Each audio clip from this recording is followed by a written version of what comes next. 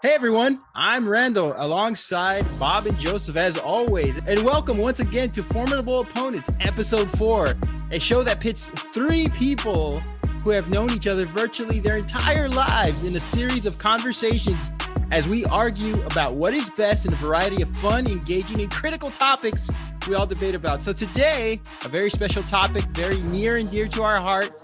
We are talking today about best breakup song. Bob and Joseph, how are you guys doing? Doing great. Got my tissues ready. You got tissues.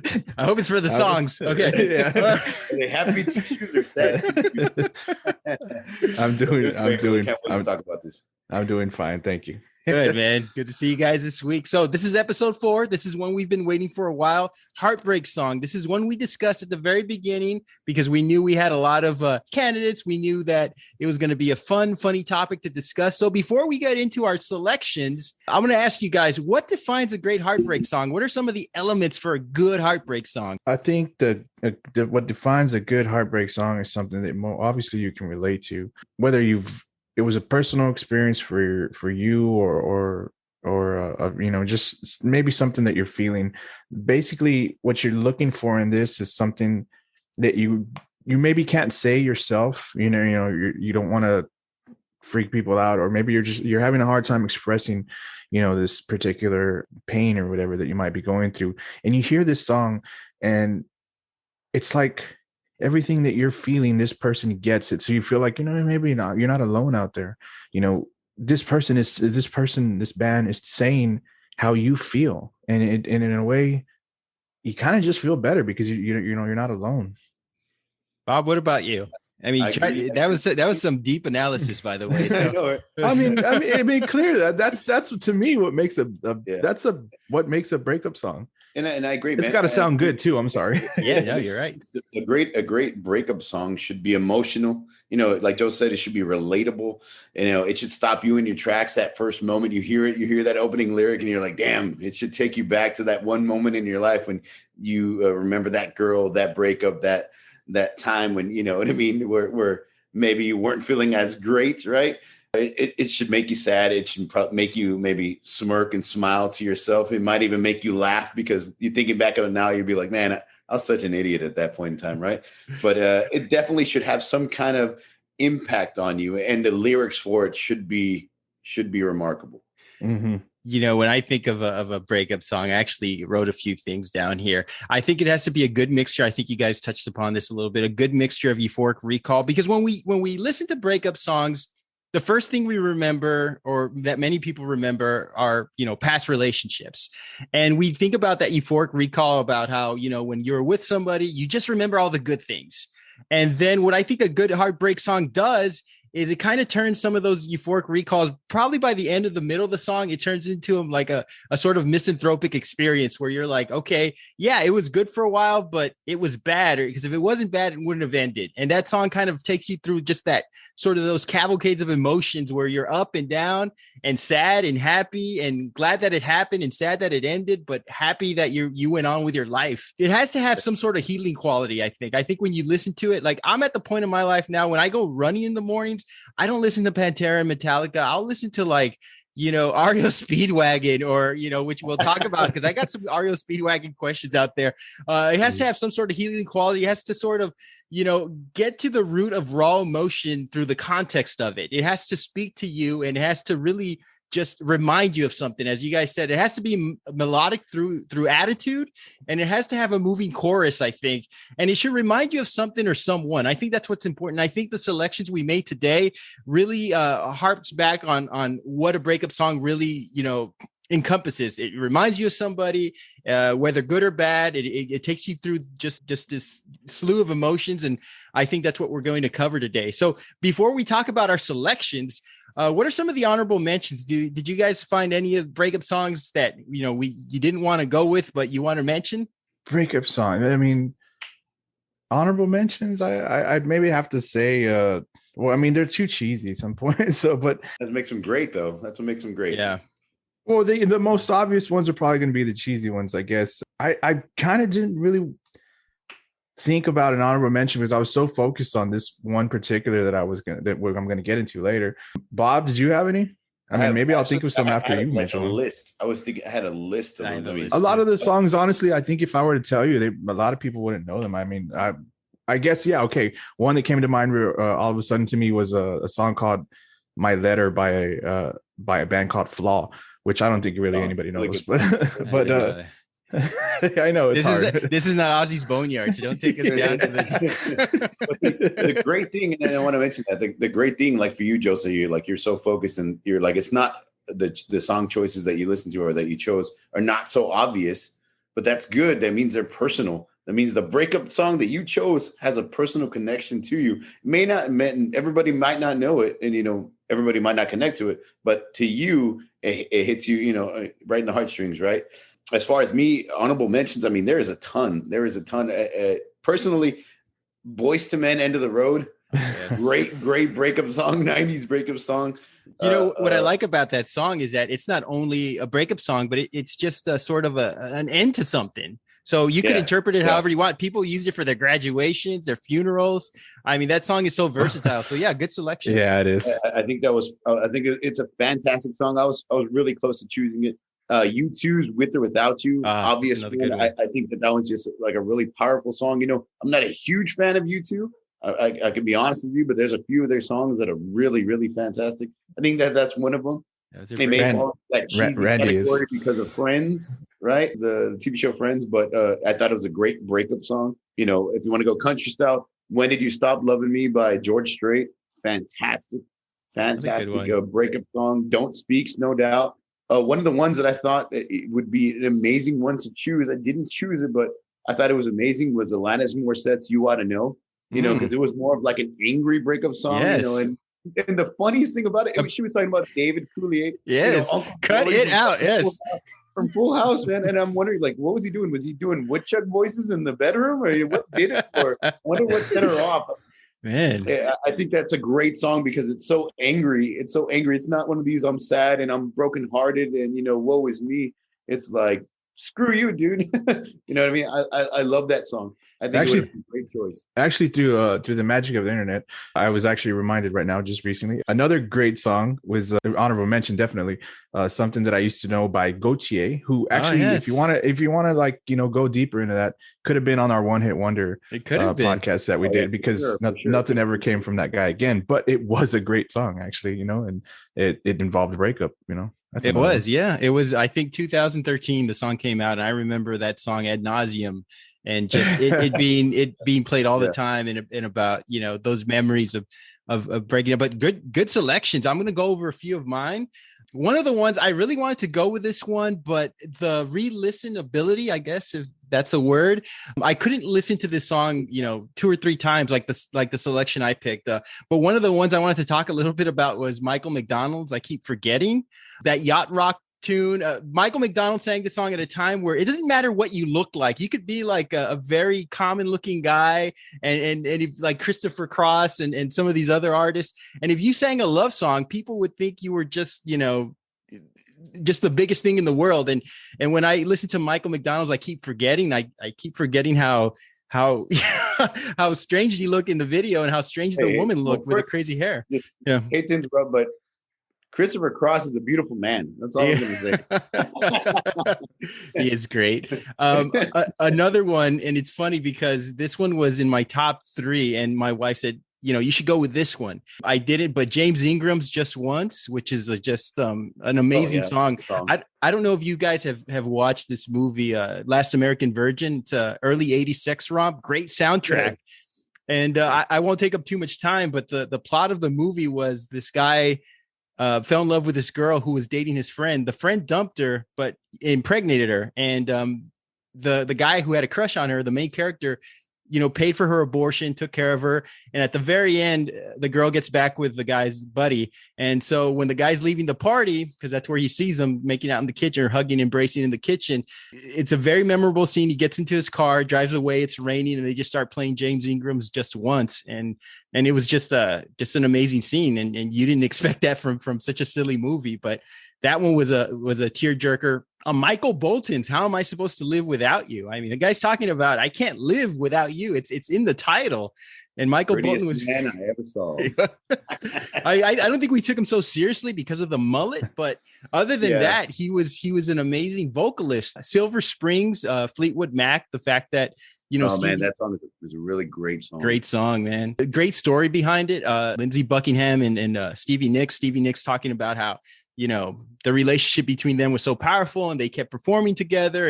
And when you see that song sung live, you just watch the YouTube video. I mean, she's like a woman scorned, looking at him, just singing right at him. It looks so private and intense. Like the audience isn't supposed to be there, but that's another amazing song. Total Eclipse of the Heart, Bonnie Tyler. That was an amazing song. I liked it. We didn't mention Lisa Loeb's "You Say." Oh, You Say it's a great song too. Yeah, great song. Could have been another one-hit wonder too. It could have been, yeah. Lisa Loeb's "You Say," "Stay," right? Was it? Yeah, Stay. Yeah. Air Supply, "I'm All Out of Love," which is a great song. I think Air Supply just made all their money off singing about heartbreak songs, and they were an amazing duo, and I love listening to them too. And the one I wanted to talk a little bit about, if you guys don't mind, this is not my selection, by the way, but I was really bothered by this band and the messages behind their songs. REO Speedwagon, from my jogging list. REO Speedwagon had a few songs, and I said, any of these songs would be great to defend. I couldn't defend them. I listened to Take It on the Run. I listened to Keep on Loving You. I Can't Fight This Feeling Anymore. And the themes were very similar. The themes were about this guy who's in love with this girl, but she's out doing God knows what with how many other guys, but saying, I'm going to wait here for you. I'm going to be here no matter what. Now, do you guys look at that as a love song, as a heartbreak song? What is the message behind REO Speedwagons and their constant need to wait and be patient for a woman who's doing God knows what with God knows who? First off, patience is a virtue, first off, but you got to move on, baby. I don't know, man. Patience is too much. It's too hard to. In certain situations, it's too much. I could see if you were crazy in love. George Harrison and Eric Clapton wrote a song about the same girl. Yeah. They both married. They both fell in love with. So, if it was that once in a lifetime type of woman, I could see you having two songs about it. But if you're in the third or fourth song still saying, I'll be waiting for you. I mean, shit, man, move on. Walk away, bro. Walk away. They're from an era, and that's the funny thing about heartbreak songs is that they're omnipresent. They never go out of style. But when you look at songs, especially about the ones we chose, they come from a very specific era or very specific eras where you look at the songs of the 1970s and the 1980s. The writing was very, you had that label singer-songwriter. So the writing seemed just more pure. It didn't seem as put through the machine like it does now. When you look at a love song now, you read who wrote it. There's like 7 writers for a 3-minute song, very overproduced. Of course, there's some talents out there who still write their own music and they're the solo artists and everything. But when you think about the 70s and the 80s and bands like this, once they found a niche, they kept writing these songs over and over. I'm not trying to make an excuse for like REO Speedwagon because they had a few other songs. That Ain't Love was another song that they wrote about, scorn love, but these individuals had a niche and they found it and they ran with it. And that's what made it such not only great heartbreak songs, but great heartbreak bands.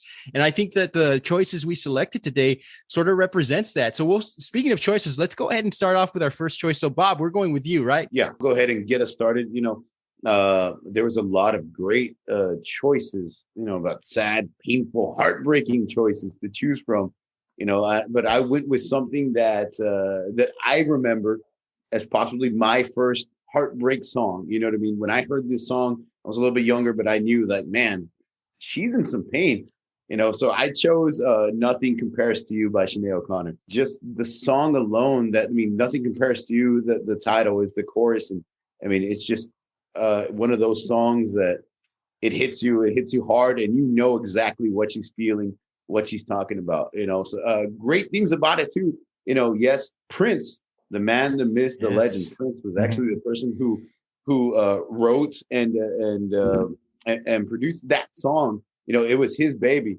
and for her to sing it and to sing it so well, and that she sang it and put all her heart and soul into it, man. I think a lot of people could feel it. It was just, and what's crazy about it, it was everywhere. It was everywhere. It was like number one on the billboards in the 1990s. So if you were heartbroken, and heartbroken, and this was your breakup song, shit, you couldn't go anywhere, man, without feeling some pain, because you heard that everywhere. Shopping malls, elevators, on the radio, every radio station, MTV. It was I think everywhere. it was played a lot. It was. The video is yeah. so memorable because it's just her Yeah. face and then that single tear that falls towards halfway through the song. Yes, Yeah. I mean, it was just one of those crazy, painful songs and videos. I mean, just the opening lyric. The opening lyric always gets me. You know, she knew the exact same time. I mean, it's been 7 hours and 15 days. You know, Yes. That's heartbreak. Somebody who's heartbroken and beat up, they know exactly how long it's been since they last talked to that person that they loved, or that person that they lost. I love that opening lyric. It's just that is pain. That is something you think about when you've broken up with somebody. And going back to the music video, it's the music video was so simple yet so heartbreaking. You know, black background, you know, black turtleneck, shaved head, single tear. I mean, it was just beautiful, right? She was very beautiful. Yes. She was very beautiful. She was very beautiful. And I think she started that trend of angst and pain, right? She started that trend of what it looks like. Turtleneck, bald head, pain in your eyes. Ask Billy Corgan. He knows exactly what I'm talking about. Right? But I mean, like those painful lyrics that nothing compares to you. Like, it's just, you hear that word and instantly you recognize it. Instantly, you know how she feels. Instantly, you remember how you felt. And you remember that time where it's just that one person that you lost where you're like, man, I'm never going to do better. Or man, I wish I had her back.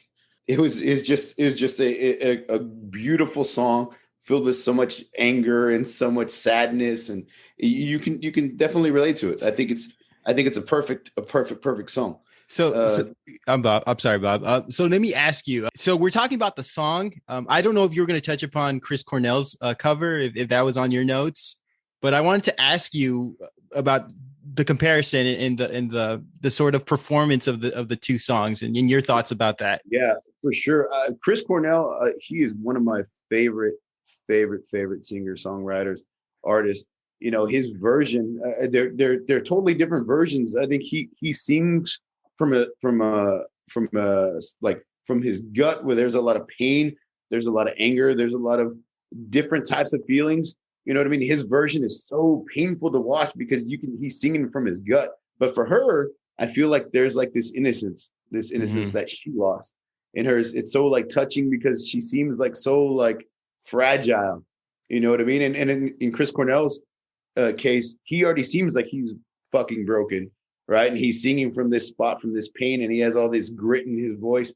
So I think they're both beautiful and great songs in their own rights. I just felt like hers was just a little more innocent, and like, I guess somebody who's young and in love could maybe relate to it a little more than maybe who's a little bit older, right? Who would relate more to Chris Cornell's version. You know, both versions, before you get to the next point, I want to just stay here for a moment. Both versions are fantastic, which is a problem because when you think about this song, it's, well, which version are you talking about? Both voices are just amazing. They're both drenched in sugar, it's hard to defend the version which is best. Sinead's face in the video is so ethereal and honest. And when I listen to and see Chris Cornell's version, Cornell comes off as a guy at a party who knows which song will get him laid. I don't know. That's what I take. How dare you speak ill of Chris Cornell? I love Chris Cornell. I think I even like that version better. But yeah. I mean, you know, and as you mentioned, a song written by Prince, who also wrote Sexy Motherfucker. So he shows you how talented and versatile he is. I mean, he could write about something so sweet and then so just amazing and crazy. But I know you had a few other points, Bob, that you wanted to make. Yeah, well, I feel like nothing compares to Sinead O'Connor's version. I think it just had everything that you were looking for, from the song to the lyrics, to the way she sang it, to the music video. And everything like just blended together and made it so perfect for a breakup song. And it's so great that you can hear it. You hear it on the radio and it's like, man, that's a good song. It's a sad song. And then you see it like in a movie like Forgetting Sarah Marshall, and he's heartbroken trying to delete photos, and it fucking makes you laugh. And I think that it's great. I think that a breakup song should do that. It should be like laughable. It should be heartbreaking. It should be all the mixture of emotions, that roller coaster of emotions. And that's why I think it fits so perfectly, because, you know, because it does do that. I mean, it's been in countless TV shows and movies, and guaranteed it's the most recognizable breakup song that we've ever heard. Yo, so do you want to respond to that? Yeah, I mean, there's no doubt in the lyrics. As you mentioned, Bob, the song was written by Prince. I don't think that any of the choices that we're bringing today, or any song about heartbreak in general, has to have a personal experience, because yes, they do.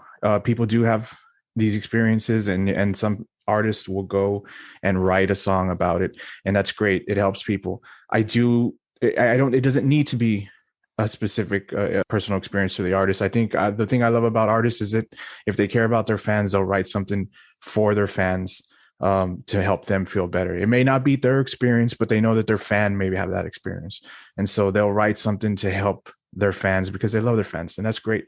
So we all know this song was written by Prince. It's clearly a song about heartbreak. I'm just confused by it a little bit. I guess my beef with it would be that, the lyrics to it, and I'm not knocking Sinead, and I'm not knocking Prince at all. It's just confusing to me because the lyrics talk about going out, and since you've been gone, I can do whatever I want. I can see whoever I choose. It's kind of like, well, are you sad, or are you going out and doing what you want? Are you happy? Are you happy with what you're doing? But you're just saying like, well, you know what? I'm happy, but I'm happy, but I know that, you were the best. I'll admit it, but I'm happy still, The key word there is but. The key word there is but, because she's saying I can go and eat at a fancy restaurant, but nothing can compare to you. I can go have fun, but nothing compares to you. I love that little but right there. That, of course. So is it saying I could do these things, but I'm not doing them, or I am doing these things, but they're still not as great as you? I think she's saying like, I could do these things now that I'm free because you left me, but I don't want to, because doing any of that, nothing that's going to compare to what I think she's trying to convince herself. I think in the sign, I'm not trying to defend now. Bob, there's some psychological trick on us because now we're defending Sinead O'Connor. I think she's trying. I'm not defending her. I think I am at this point. I think she's trying to convince herself I could do whatever I want. I could see whoever I choose, but she doesn't want that. She wants the guy. She wants to be with him. So she's trying to convince herself, and if this was a modern day song, I could go on Tinder and I could go on Hinge and I could go out and but she's trying to convince herself in saying that I could do whatever, but that's not what she wants. That's why she's so broken in the video. And I'm not going to defend her anymore. This is not my selection. So Bob, you have to take it from here.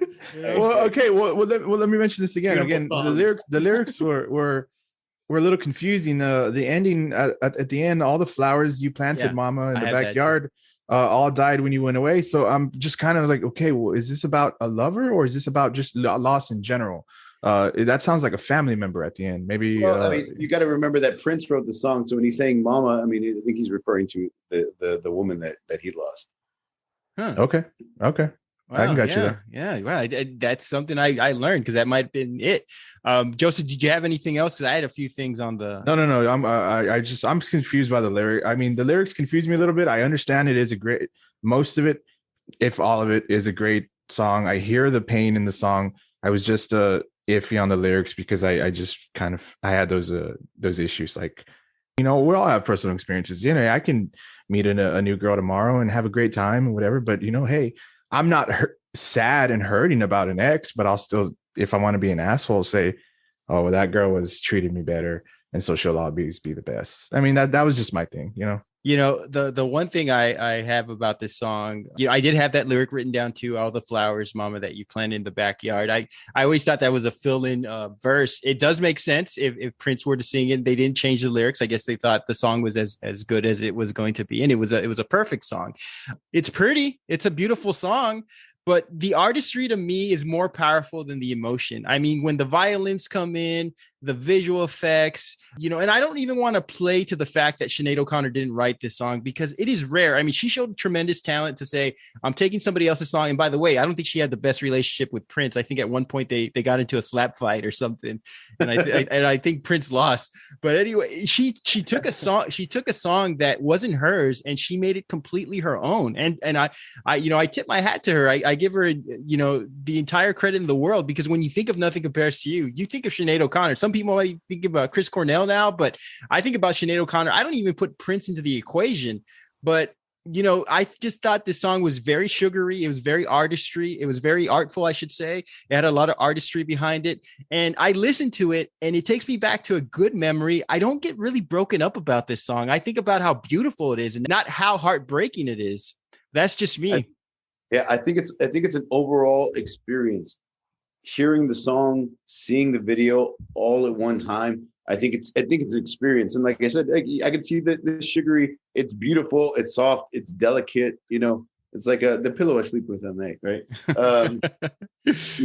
I think just the overall experience of it just makes it a beautifully sad song. And again, in the chorus is what makes it, the lyrics, we can talk about lyrics. Every song we're going to talk about has fantastic lyrics, but the chorus of that song, everybody knows the chorus of that song. Everybody knows that line. Everybody feels something different when they hear nothing compares to you. I will say, I do believe you, Randy. I'm not. This song is her song. That's true. When you hear this song, you think of her. And I think Prince didn't even really start playing the song until live, and I think he recorded his own version after she had recorded hers. So really, I know you said that they may not have been in the best place. I hope that he, thanked her, because I think that her version did give it the recognition. And then he later recorded his own version and started actually playing it live. So he owes that to her. It is her song. It is, Bob. It is. I will say this, and this is the one I was going to nail you with, because many have said, now this is a rumor, I don't know if you could dispel this. Many have said that this song was inspired by Prince's housekeeper, Sandy Scipione. I'm sorry if I mispronounced that, who left him to be with her family after her father died. So are we supposed to be sad that Prince wrote a song because he was sad that his housekeeper wasn't around to make him pancakes after playing basketball with Charlie Murphy? I mean, he wrote this song about his housekeeper. This is about his housekeeper. But everybody, you never know. I mean, you're thinking of Prince and you're thinking of all the parties and everything like that.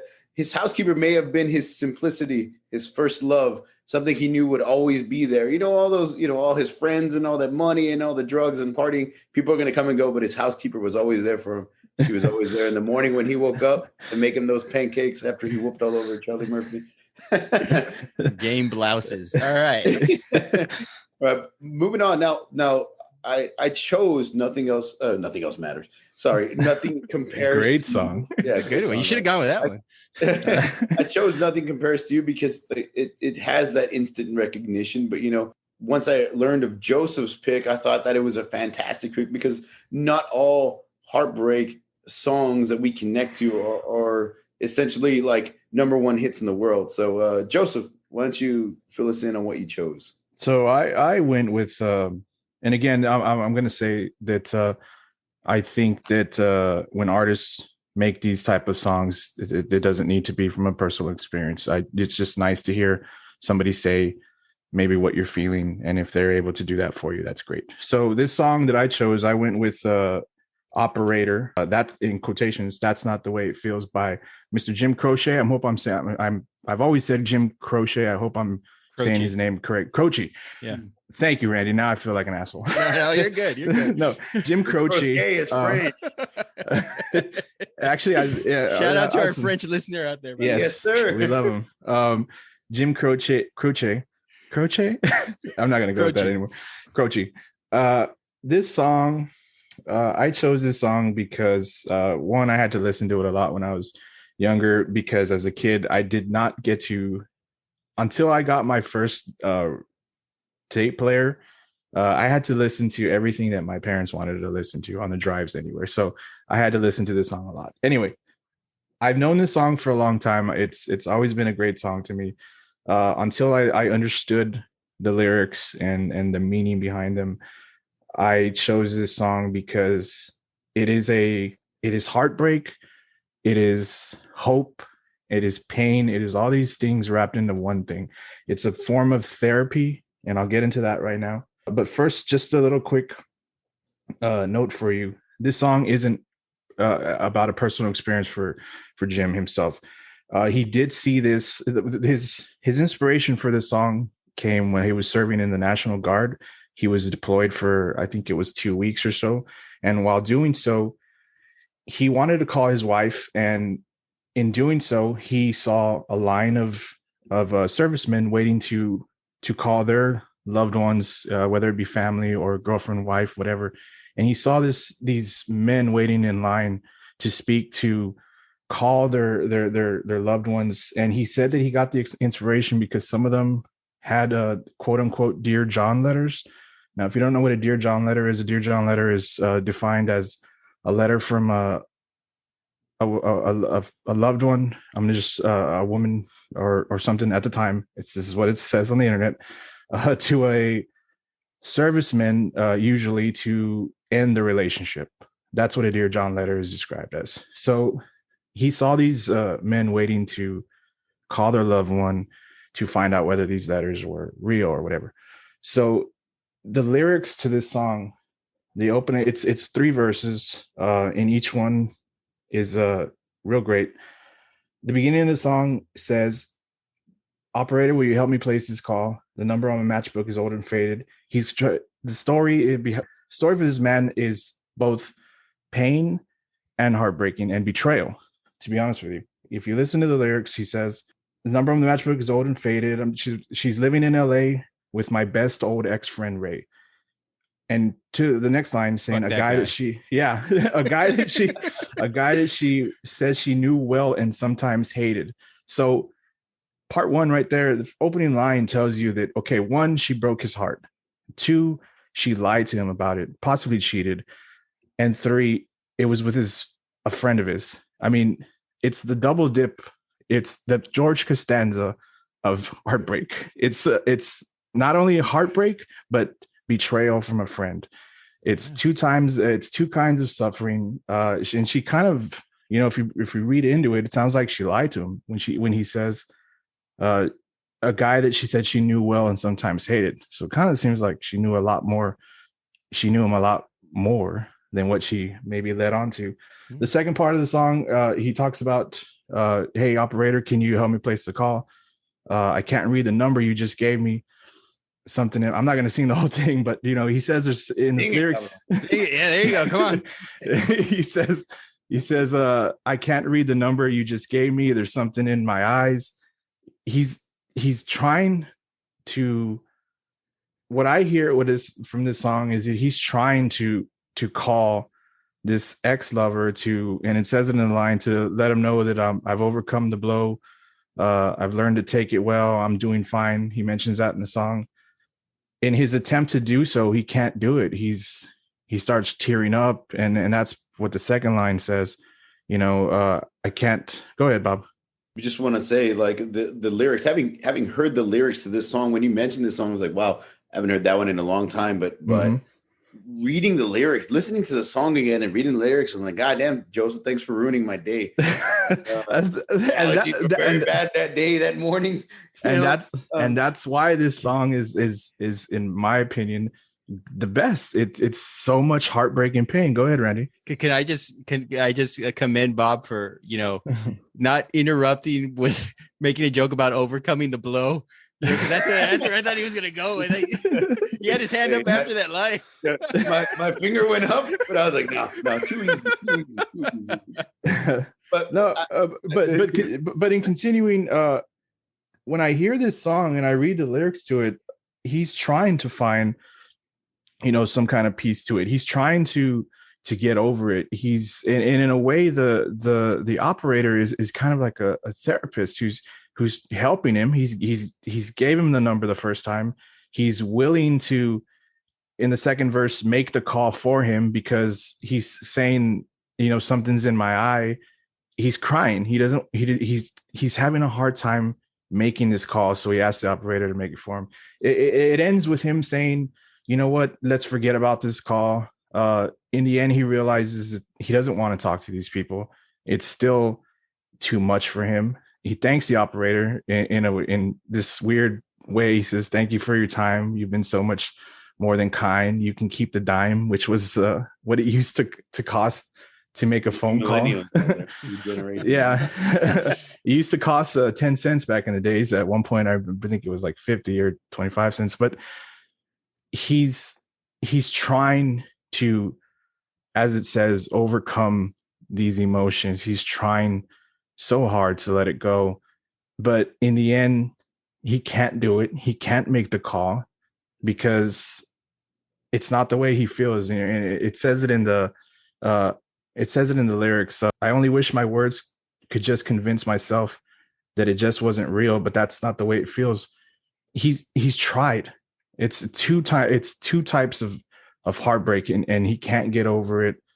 And again, while it's not a personal experience for Jim, to somebody it is. I mean, there's people out there that went through this, and maybe this song helped him, maybe it didn't, but that's why I chose this song. It's heartbreak and betrayal wrapped up in one.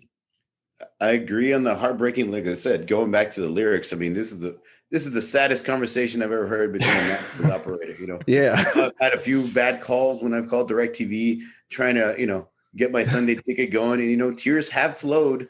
Anger has risen, betrayal was felt, but never as bad as Jim Croce and his operator. Croce, come on, Croce. I screwed it up for everybody. We're gonna Google this shit in a little while, and every one of us is gonna be wrong. Croce, gives a shit. Jim Croce was just one of those amazing folk singers. He had countless songs. Have you ever heard "Time in a Bottle"? Oh yeah, amazing, beautiful folk song. I mean, but my argument against you is not against the operator song, Joe. It's not against the artist. It's against the song. Jim Croce, he had multiple Croce, Carlisle, Cartwright. Jim Croce had a ton of heartbreak songs, and I actually think that you chose the wrong one. He did have "Time in a Bottle," which is an incredibly sad song. He had it is. I could have gone with "Photographs and Memories," but I chose this one. What a raconteur, yeah. Yeah, but one of the ones that he sang that I thought you should have chose was "One Less Set of Footsteps."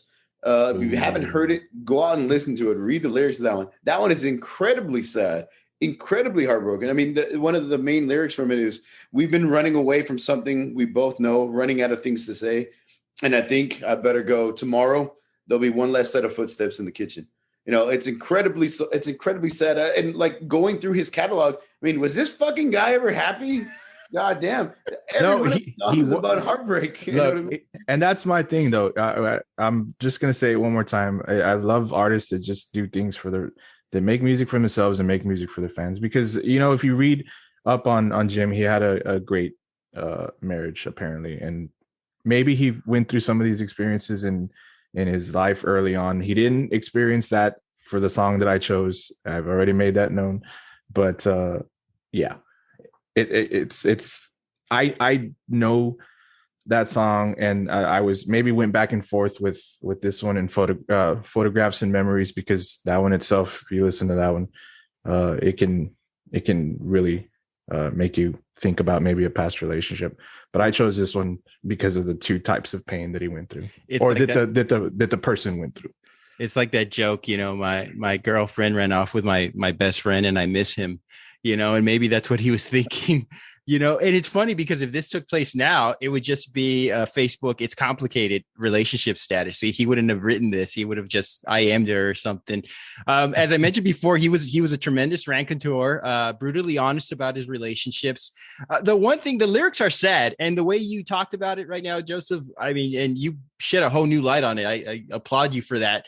But the song is very upbeat and folksy. Like when I listen to it, I want my songs to like prod on. I want my heartbreak songs. I want the violins. I want the piano. I don't want a guy with a banjo. Well, he didn't have a banjo, but I don't want a guy like, strumming the guitar and kind of. This isn't November Rain. And so in the song, he's trying to reach out to an ex-girlfriend that ran off with his best friend, as you mentioned. Yes. But he's not truly defeated. He's just being intrusive. I mean, to me, it's like, hey, dude, get over it. They're with each other. Just let it go. Now put yourself in the boyfriend's shoes. Like, man, I'm with this girl. Now this guy is like, he's not leaving us alone. So I thought he was being a little intrusive. And that's just my opinion. Yeah, but that's supposed to be his friend. That's supposed to be his best friend. I would rather be in her shoes than his them. Or her sheets, right? That's supposed to be his best friend, though, dude. I mean, come on. I like the musicianship of the song is incredible. Go ahead. Yeah, but I'm going to say, I'm going back to what you said. In a way, these two people were the most important people in his life. Right. His wife or girlfriend. Let's just go with wife at this point. And his best friend, the two, other than your family, the two most important people in your life, I guess, unless you have kids, which it doesn't seem like you did. But these two people are supposed to be very, very important in your life, and this happens, so maybe, to what you said, maybe he thinks he's fine, and he can, tell these people, like, who were very, very important in his life, hey, I'm okay, and I maybe can forgive you two for what you did, and I want to tell you guys that I'm okay, and that I can accept, what happened with you two, because maybe that's the way it was supposed to be. But as the lyrics say, he can't make the call, and that's not the way it feels to him. That no, this isn't how it was supposed to be. And you mentioned this before, that he was a serviceman. He was in the military, where he overheard a lot of these conversations happen.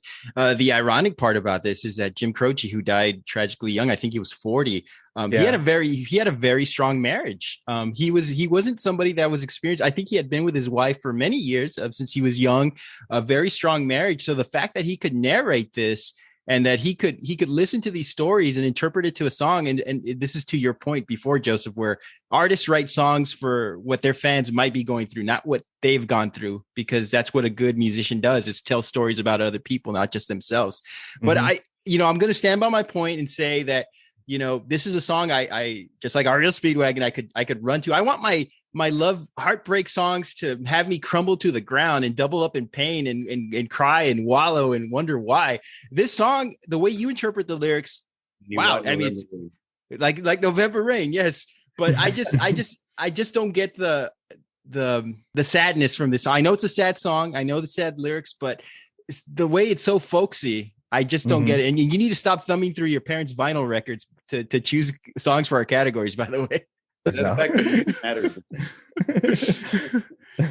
They're my vinyl records at this point.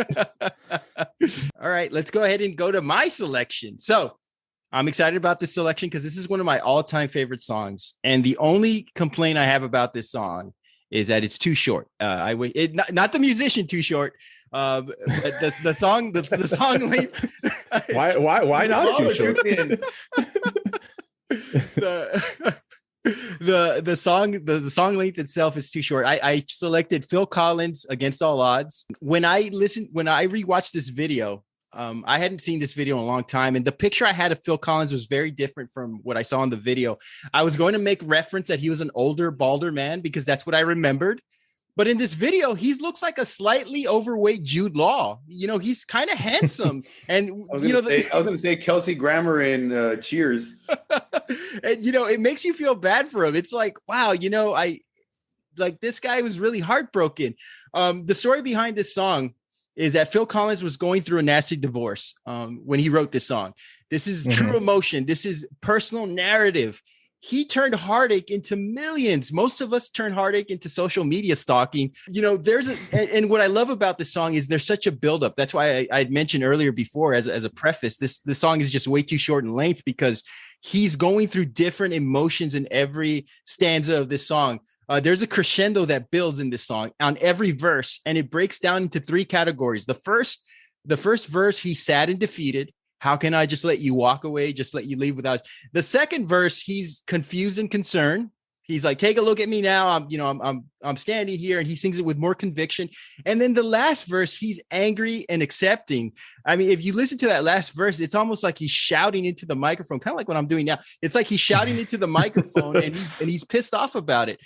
It was based on a movie, Against All Odds. For those of you who haven't seen, that's a young Jeff Bridges who's actually pretty ripped in the movie. I've never seen Against All Odds. I know it's a romantic movie. The only romantic movies I saw at the time, this came out in 1984, were The Betamax cassettes that were hidden deep in my dad's sock drawer that I wasn't supposed to watch. So, those are the only.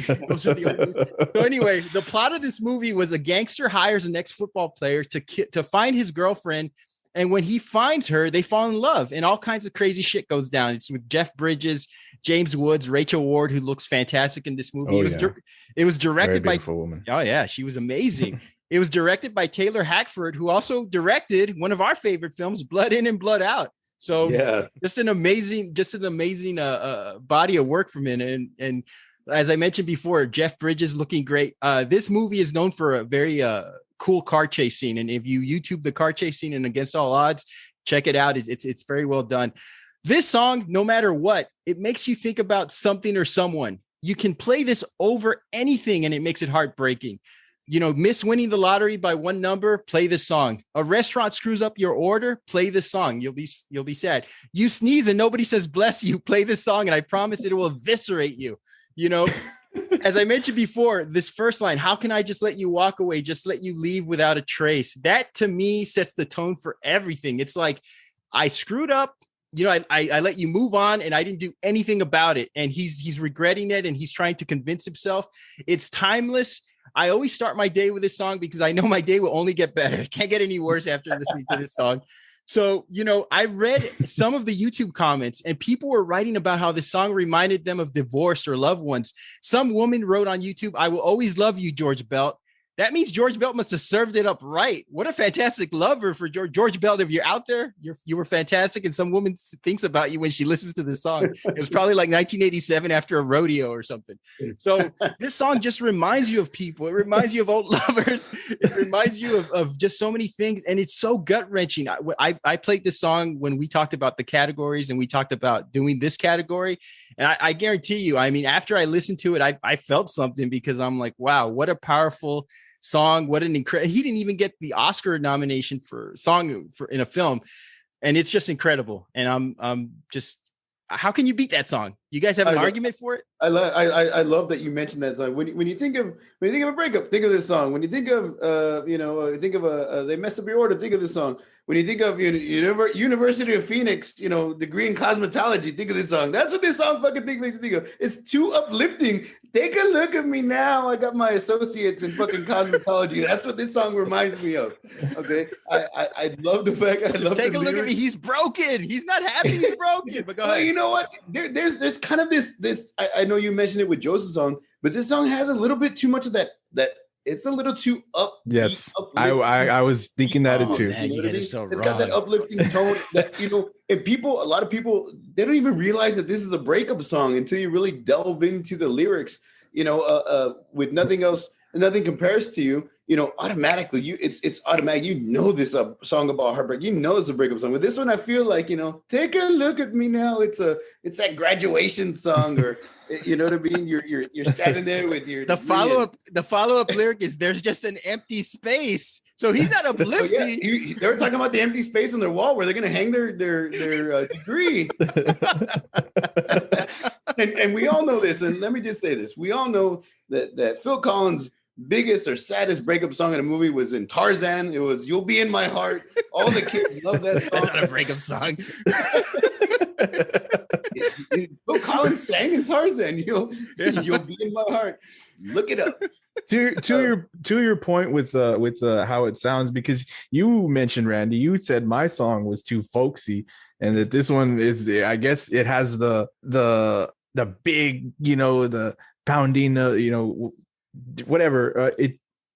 I guess all of Phil Collins songs kind of sounded like that, because personally, Take Me Home, one of my favorite Phil Collins songs. Yeah, however you want to interpret those lyrics, I don't know if that's a sad song, an uplifting song, or a happy song, but it does have like powerful drums and this whole uplifting thing. So that your song, it's very theatrical. Yes, he a lot of his songs, unless you go back to the Genesis days, because those are just great songs, by the way.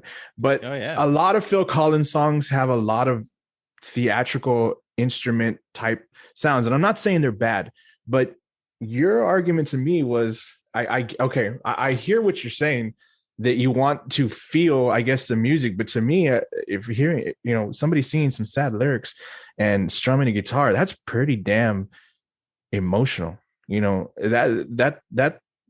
That means something to me. That will make me feel a particular way if I hear I don't want to. I know this doesn't have anything to do with this topic, but when I listen to, and I hope you don't mind me bringing this up, when I listen to Something in the Way by Nirvana, that is a gut-wrenching song about his personal, it's not breakup, but it's personal experience. And what it is, it's just basically a guitar and him singing. So I know you want to argue that my tone, the tone of my song is it's not real folksy, whatever, but man, it's painful. You got a little bit. I have no doubt that song is deep and it's painful. It's a great breakup song. I don't think it's the best, and I think that's what we're here to argue. Now, I'll give you a perfect example. You guys remember the comedian Richard Jeni? He was in The Mask. He's a stand-up comedian. He had a whole bit on talking about. I think he was talking about a personal breakup and that he was playing Against All Odds by Phil Collins, and he had this whole bit about how it was just the most miserable song. That was kind of the inspiration for my selection, but not totally. Whereas Operator, like, that sounds like something Chris Berman from ESPN SportsCenter would segue to, I think he sang that song in the air. He would always sing those 1970s songs that nobody listened to, and he was so far off. I think that both of y'all made excellent selections, but just like Joseph and his selection, I thought he chose the wrong song for that artist, and I think you chose the wrong song for the artist, because I think the most heartbreaking breakup song for Phil Collins is One More Night. I think it has deeper lyrics. It has a sadder tone. It makes me feel something. And when you hear it, it sounds like a song about sadness to me. When I hear Against All Odds, it sounds like an uplifting song about sadness to me. Like, I think there's a difference. And I think when you think of, or you talk about heartbreak songs or brokenhearted songs, and it should have that kind of tone. You know what I mean? It shouldn't be uplifting. It should be a sad tone. It may be angry and loud, or it may be like soft and delicate and sweet. But I think if it has that uplifting kind of beat to it, and that, we talked about, I use the word theatrical because, they add so much in the piano and the instruments and everything. And I think it kind of takes away from it. One More Night, sadder lyrics, for Phil Collins, and I think it's a better breakup song. One More Night is actually it's a song about how after he forgot to return a tape to Blockbuster and he asked if he could have one more night. No charge. Again, for you, millennials, back in the day, we actually had to rent movies at a store, and if you brought it back late and he didn't rewind it, you owed a late fee. Yes, I feel our song selections. We're young. We're not young. We're I'm not, at least. We're in our late 30s, early 40s, and I think, like, wow, I don't know. It doesn't say much about our song selections, but these were, it's like you said earlier, Randy. I think this is a time, these songs, they meant more, I guess. A lot of the artists today, they might not even be writing their own songs. These songs they hit you more back then, I guess.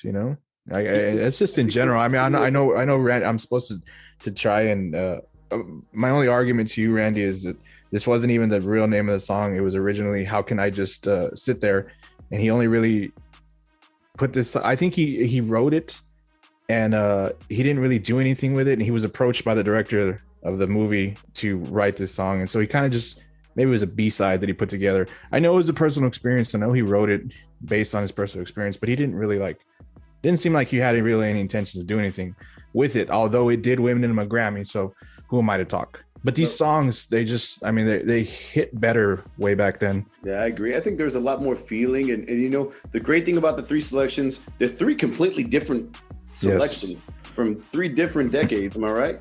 And and they all have differences. They all sound different. They all use different instruments. But all three of us have made us and many people that love those songs feel a certain way, that feel that heartbreak, feel that sadness, smile and smirk and maybe like laugh a little bit because, how crazy the experience was. I'm glad that we chose three different songs that are three completely different styles that still, spoke to that heartbreak. That brings about a good point before we wrap up. Are we biased towards the songs that we grew up with, that we placed in memory? Because there could be viewers who could hit us up and say, hey, Taylor Swift writes some very good breakup songs, or Harry Styles, or whoever's out there right now. But we always refer back, and it's funny because when these songs were around, I don't think either of us was born when Operator was, but it's timeless, right? Nothing Compares to You. We're all very young when that song came. Against All Odds, I think I was the only one born when that song was out. So it's funny how we revert back to the past and sort of indulge in it and defend it as something that we could all relate to, rather than something that we were either young and in love with at the time, a song that we were young and in love with, or anything that's recent. So I don't know what it says about these songs or what it says about people. I think like growing up, you're just developing your emotions, and those first heartbreaks, or seeing like your older siblings or your mother and father arguing and relating to certain songs. I think those are the songs that kind of stick to you. I think that's why, these songs, yes, they're from the older generation. Yes, there's a lot of people that are like, Taylor Swift writes some amazing heartbreaking stuff. You know what I mean? But I guess since we're already, older, we've already been through our ups, our downs, our breakups, those heartbreaks. Like, it's always something we fall back to. That's a memory. I guess it's harder to create a new memory, a new feeling, a new emotion, and connect to a new song to be like, man, that one just kills me. That one just kills me. It hurts. There is a song though, one I was going to choose that's actually fairly new. It's Say Something, I'm Giving Up on You. Have you all heard that one? Oh yeah, I know that song. I heard it. That's actually a really good song. That's an incredibly sad song. Sad song. And I was telling my wife before when I was trying to make my choice, I was like, that's one of the newer ones that I've heard recently within the past 3 years or so. That's like, man, that kind of hits me in the heartstrings. That song kind of messes me up a little bit. You know what I mean? It kind of makes me laugh when I think about it. You're like, how can you relate? But, certain songs, man, just certain songs, no matter if they're 70s, from the 80s, from the 90s, if they were last week, certain songs with the right lyrics, with the right tones, I think they hit you.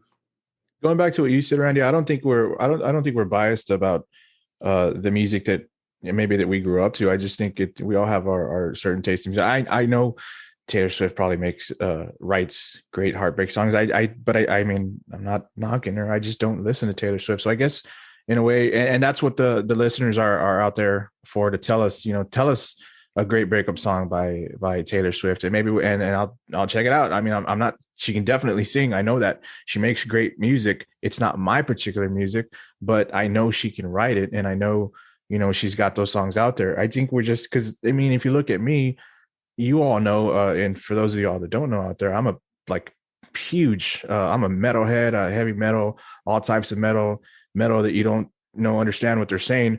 And I know some songs that sound like that are about breakups, but I didn't bring them to this podcast because you all would never hear them anyway, and you probably wouldn't understand the words. Exactly. Let me call you too hard. I'm in love with you.